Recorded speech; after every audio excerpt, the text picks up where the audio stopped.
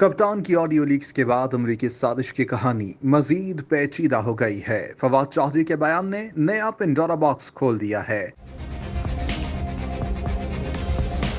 سابق وزیر اطلاعات فواد چودھری کا کہنا تھا کہ نئی لیک سے صرف یہ ثابت ہوتا ہے کہ امریکی مراسلہ عمران خان سے چھپانے کی کوشش کی گئی۔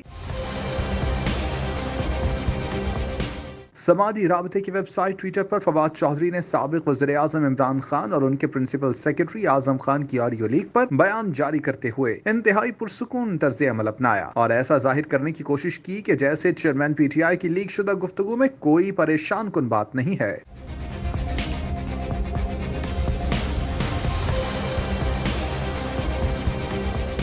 سابق وزیر اطلاعات کا موقف ٹویٹر پر ہاتھوں ہاتھ بک رہا ہے۔ ان کے ٹویٹ کو ہزاروں افراد لائک اور ری ٹویٹ کر چکے ہیں۔